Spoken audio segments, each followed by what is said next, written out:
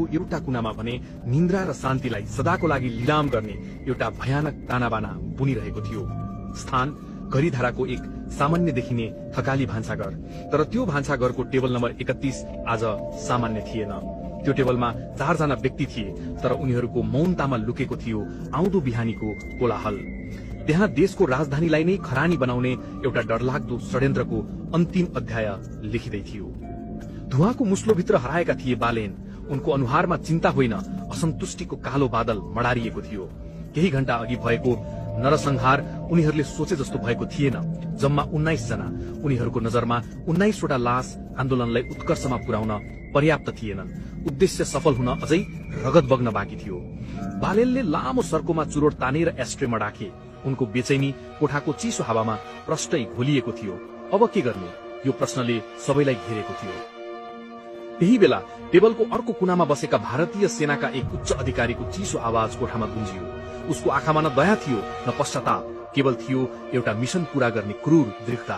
उसले आफ्नो रूखो हिन्दी लवजमा आदेश दियो, इतने से काम नहीं चलेगा। सेंटिमेंट जगाने के लिए कल आग लगानी होगी हर तरफ। काठमांडू की सड़कों पर आग जलनी चाहिए, हर चौक हर गली में। लोग डरने चाहिए और सरकार को झुकना ही होगा। यो प्रस्ताव थिएन, यो आदेश थियो। एउटा यस्तो आदेश जसले सिंगो शहरलाई एउटा जलिरहेको चितामा परिणत गर्न सक्थ्यो। सबैको नजर बालेनमाथि थियो। उनले चुरोटको अन्तिम ठुड्डो निभाए र चिसो स्वरमा भने, ठीक छ। एक शब्दको त्यो सहमति त्यो कोठामा बसेकाहरूका लागि सामान्य थियो होला, तर त्यो काठमाडौँको भाग्यमाथिको मृत्युदण्डको फैसला थियो। रुटिन अफ नेपालका भिक्टर पौडेलको अनुहारमा भने दुविधा प्रष्ट देखिन्थ्यो। उनले काँपेको स्वरमा भन्न खोजे, अलि सोच्नुपर्छ कि?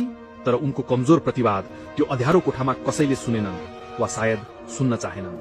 र अर्को कुनामा हामी नेपालका सुदन गुरुङ। उनी सबैभन्दा रहस्यमय थिए। उनी घरिघरि फोनमा कोहीसँग आत्तिएको स्वरमा कुरा गरिरहेका थिए। के उनी माथिबाट आएको आदेश पालना गर्दै थिए या कुनै अज्ञात शक्तिलाई रिपोर्ट बुझाउँदै थिए? उनको त्यो फोन कल यो षड्यन्त्रको अर्को नदेखिएको पत्र थियो। यो कुनै सामान्य आन्दोलनको योजना थिएन।